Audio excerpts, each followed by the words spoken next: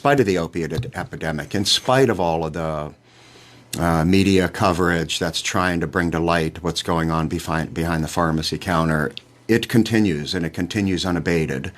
And so you're looking at the individual as a customer and not a patient. The law holds pharmacists to have equal and corresponding responsibility with physicians. So it, in turn, kind of makes that individual our patient of sorts. So as our patient, there are dispensing laws we are to adhere to.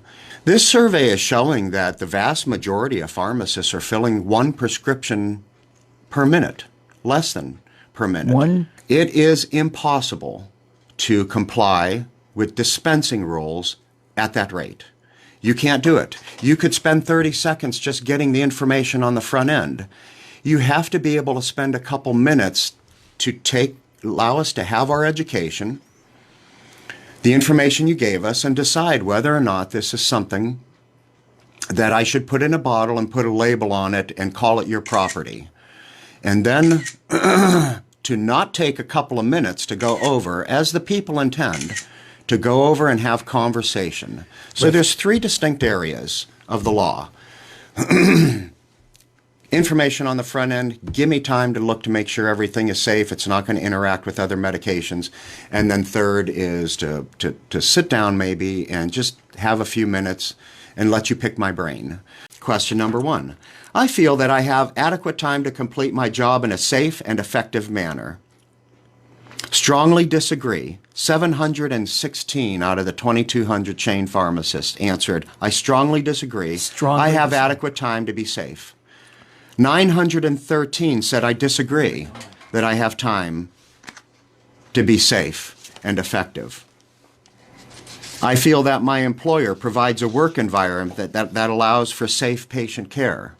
Safe patient care. All the things that the laws and rules are meant to establish.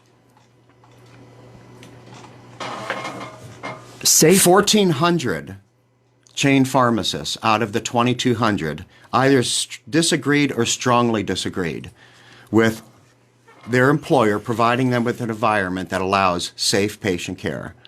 Over 1,400 out of the 2,200 that responded. Another 650 were neutral. So they're not even, the category of neutral to me is just as effective as agreeing or strongly disagreeing, because you're telling me you can't say for sure whether or not you even know you have a safe environment for safe patient care. I feel my work environment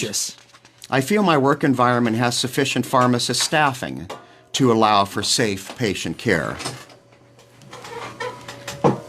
1,500 out of 2,200 said strongly disagree or disagree. So aside from skirting the rules, the other thing is to not have enough staff back there. Why would you hire another pharmacist at $60 an hour to handle the volume you just took from the mom and pop that closed? That's a way of saving. Why would you hire more technicians to help the pharmacist? I feel that my work environment has sufficient pharmacy technician staffing. 1,783 out of 2,200 chain pharmacists. 1,700, almost 1,800 out of 2,200 pharmacists don't believe they have enough pharmacy technician helping them. I've experienced it with the chains. Me and one other person having 5 different, you get drive-through window, the drop-off, the cash register. You got to type the information in. You got to answer phones. These are all separate stations. And you need to have a technician that's trained. Now the Board of Pharmacy requires them all to be certified, so there's a shortage. You can't even, it used to be that it was up to the individual to hire somebody you felt you could train adequately and help you out. But because of theft and because of the volume and the running around and not being able to keep an eye and not knowing who's working what day or whatever, the problems volume has created, more laws, more rules, regulations saying you have to pass a national, so you have to go to a national certification exam. This is after you've completed a national training program, unless your company like a CVS or Rite Aid has the means to set up their own program to get approved by the board before you can hire somebody to help you answer the phone, sort of stuff. So they're not, so you have that dynamic going on, but the chains can hire away pharmacist technicians. There's a surplus of pharmacists right now.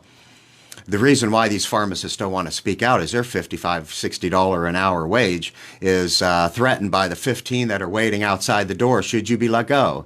They'll come in and work for $40 an hour. And they know this. They're not going to speak out. And so they don't. So you have it's a state of culpability. There's plenty of pharmacists to hire. There's no reason why there should be a surplus of pharmacists when these chains could be hiring more help. I feel that inadequate staffing at my pharmacy results in delays in patients receiving medication. 1,700 out of 2,200. Strongly agree or agree. I'm given an opportunity to take lunch breaks. Now, okay, a workload of one prescription every 60 seconds. For how many hours on end with the distractions and the phone calls and the COVID vaccinations and the regular vaccinations and the drive-through, if you're understaffed, without a lunch break? 1,200 strongly disagree that they get a lunch break out of 2,200. Another 427, so 1,600 out of 2,200 work an entire day, sometimes 12 and 14-hour days, without a break. That in and of itself is dangerous. I don't care what you're doing. I feel safe voicing my concerns to my employer. Well, 2,000 of them agree or strongly disagree. 700 of them are neutral. There's no breakdown by the practice setting. It was a one question asked where they didn't break it down by practice setting. But I can guarantee you of those 2,000 who feels the need to speak out, because this is no reporting. The Ohio Pharmacists Association gets no complaints. They rarely do. The Board of Pharmacy will admit they get no complaints. So, all with due respect to the Board of Pharmacy and their role, how do you expect a governmental agency to act on something that they get no complaints about? I feel safe voicing any workload concerns. Workload concerns that are resulting in unsafe conditions behind the counter. The apathy in general that pharmacists are showing to, quite frankly, get off their asses and join the associations, join OPA. The means are there. Get off your asses, join them, if for no other reason than to give them the funds. You don't have to be an officer. You don't have to serve on a committee. You don't even have to gripe. But give them the financial support, because the individuals there they're on this. They see this. It takes a while to move the ship, but they see this stuff. These pharmacists making $60 an hour, total compensation package about $80 an hour, cannot find it in themselves. And granted, we'll give them the reasonable doubt that they have the hopeless feeling.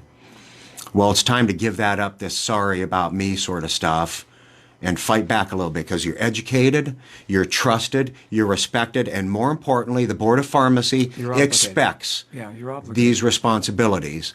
It seems that long gone are the days when you listing your professional associations that you're members of in your obituary that made you the individual people will remember you by seems to have come and gone. But it can't be. These are good things. These are good organizations. And if the public begins to get wind that this is going on, and they see that you have not made any attempt to fix this, you've just been content to close the gates, let this continue to happen, and you didn't speak out and say anything, if through no other means but by your professional association, a place you can stay somewhat anonymous. It wouldn't kill. You can vote. You can elect. You can direct individuals who you elect. If you don't like what they're doing, don't elect them next time. That's how democracy works. You don't like the executive director, your board you hired a representative to go down there can fire him if he's not speaking out enough, if he's not saying enough.